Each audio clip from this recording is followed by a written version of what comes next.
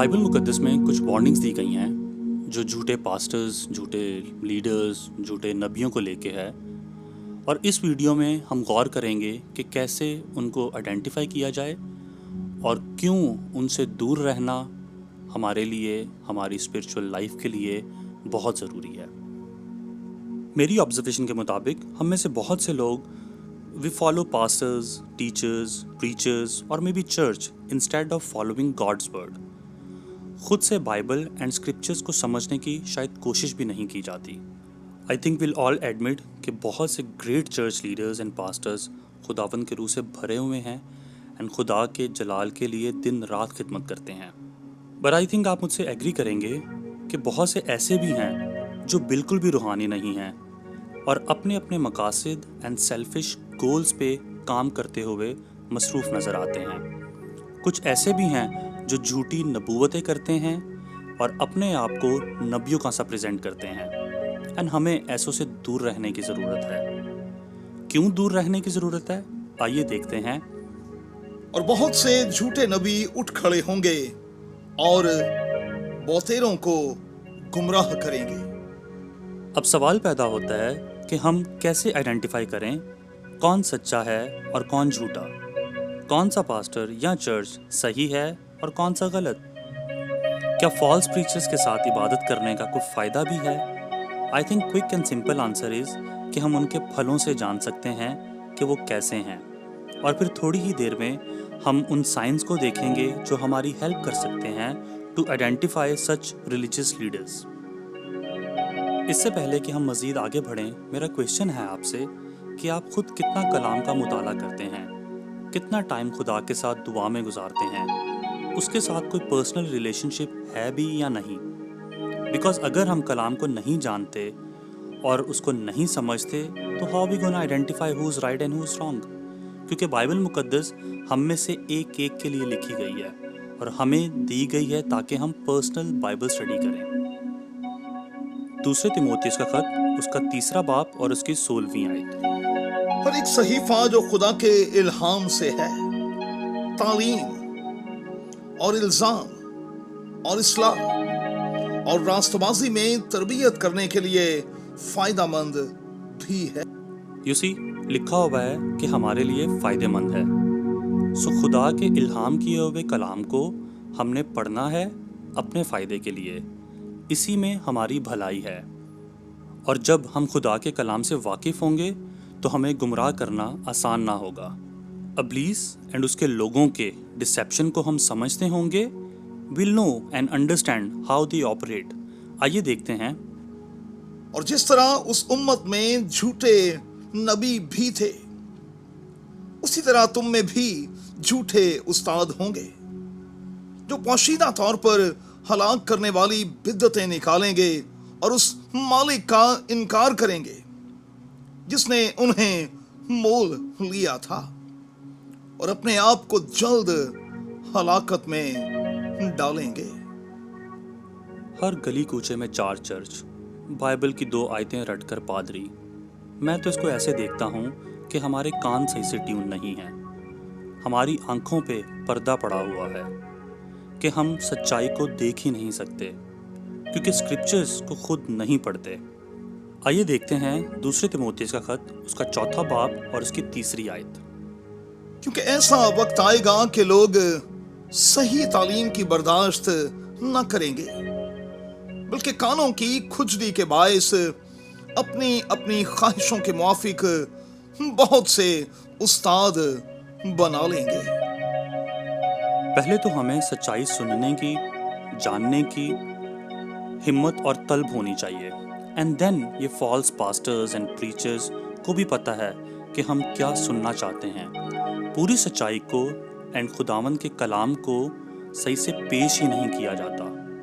Personal and selfish मकासद के लिए so called खिदमत कर रहे हैं। सी, मैं और आप कौन होते हैं किसी को जज करने वाले, but my point is different here. खुदावंद यीशु मसीह की ज़िंदगी पे अगर गौर करें तो उनकी बहुत मुखालफत रही है चर्च लीडर्स के साथ।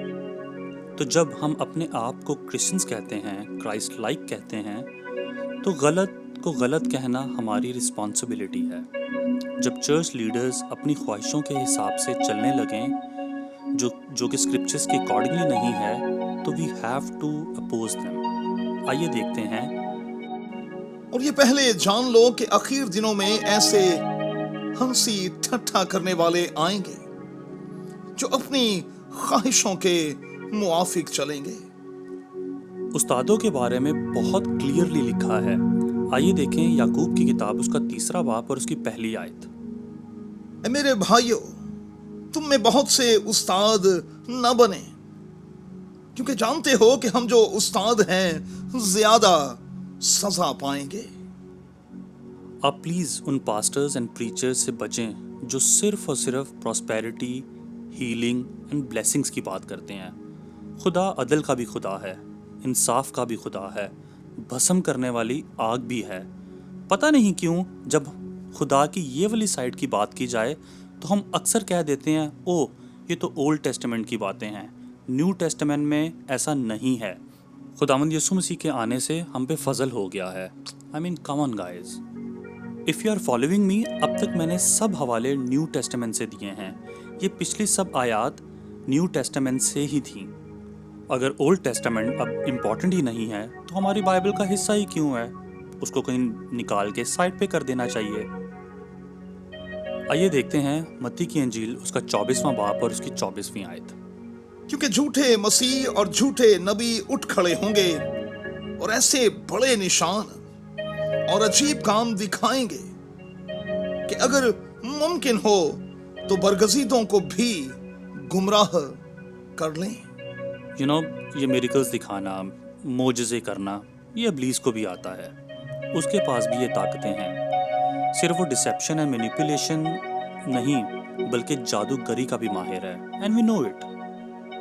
اب جو چرچ لیڈرز ابلیس کے شکنجے میں پھنسے ہوئے ہیں، دعا ہے کہ وہ اپنی آنکھیں کھولیں اور خدا کے پیچھے ہو لیں اور لوگوں کو گمراہ کرنا بند کریں، بیکاز اگین یہ سب ادھر ہی رہ جانا ہے۔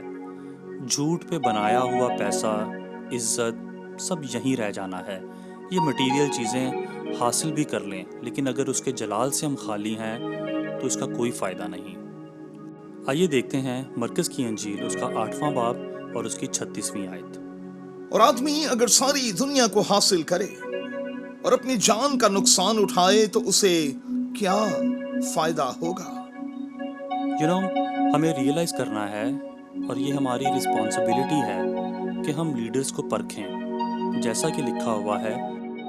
اے عزیزو، ہر ایک روح کا یقین نہ کرو بلکہ روحوں کو آزماؤ کہ وہ خدا کی طرف سے ہیں یا نہیں، کیونکہ بہت سے جھوٹے نبی دنیا میں نکل کھڑے ہوئے ہیں۔ جو خدا کی طرف سے نہیں ہیں ہمیں ان سے گریز کرنا ہے۔ ان کی شوگر کوٹڈ میٹھی میٹھی باتیں اینڈ آدھے سچ کو ایکسپلین کی ہوئی باتوں پہ کان نہیں لگانے۔ ہماری نظر ہمیشہ پوری سچائی اور اس کے مقدس کلام پہ ہونی چاہیے۔ آئیے دیکھتے ہیں یوحنا کا خط۔ اور تمہارا وہ مسا جو اس کی طرف سے کیا گیا تم میں قائم رہتا ہے، اور تم اس کے محتاج نہیں کہ کوئی تمہیں سکھائے، بلکہ جس طرح وہ مسا جو اس کی طرف سے کیا گیا تمہیں سب باتیں سکھاتا ہے اور سچا ہے اور جھوٹا نہیں، اور جس طرح اس نے تمہیں سکھایا اسی طرح تم اس میں قائم رہتے ہو۔ مجھے کچھ زیادہ ایکسپلین کرنے کی ضرورت نہیں ہے، بیکاز ہم دیکھ رہے ہیں کہ آج چرچ میں کیا چل رہا ہے، کتنی کو روحانیت ہے۔ آج کا چرچ خدمت کم اور کورٹ کچہری کے چکر لگاتا ہوا زیادہ نظر آتا ہے۔ یہ greedy and selfish nature, it's the ugliest sin they are committing. جب پلپڑ یا اسٹیج پہ کھڑے ہو جائیں تو ان سے نیک کوئی نہیں، بالکل فریسیوں کی طرح۔ آئیے دیکھتے ہیں۔ اگر کوئی شخص اور طرح کی تعلیم دیتا ہے اور صحیح باتوں کو یعنی ہمارے خداوند یسوع مسیح کی باتوں اور اس تعلیم کو نہیں مانتا جو دینداری کے مطابق ہے، وہ مغرور ہے اور کچھ نہیں جانتا، بلکہ اسے بحث اور لفظی تکرار کا مرض ہے۔ جن से हसद और झगड़े और बदगोइयां और बदगुमानियां, और उन आदमियों में रद्दोबदल पैदा होता है जिनकी अक्ल बिगड़ गई है और वो हक से महरूम हैं और दीनदारी ही को नफा का जरिया समझते हैं। टाइम ऐसा है कि हम में से एक एक को अपनी आंखें खुली रखनी है। कलीसिया को जागना होगा, खुदा के कलाम और यसु मसीह को फॉलो करना होगा। कहीं ऐसा ना हो कि हम भटक जाएं और उसके जलाल से महरूम रह जाएं। हमें अपनी ज़िंदगी ऐसे गुजारनी है जैसा कि वो चाहता है, ताकि हमें कभी उसके आगे शर्मिंदा ना होना पड़े। आइए देखते हैं दूसरे तिमोथियस का खत, उसका दूसरा बाब और उसकी 15वीं आयत। और अपने आप को खुदा के सामने मकबूल और ऐसे काम करने वाले की तरह पेश करने की कोशिश कर जिसको शर्मिंदा होना ना पड़े, और जो हक के कलाम को दुरुस्ती से काम में लाता हो। अपना बहुत ख्याल रखें। खुदावंद आपके साथ हो। आमीन।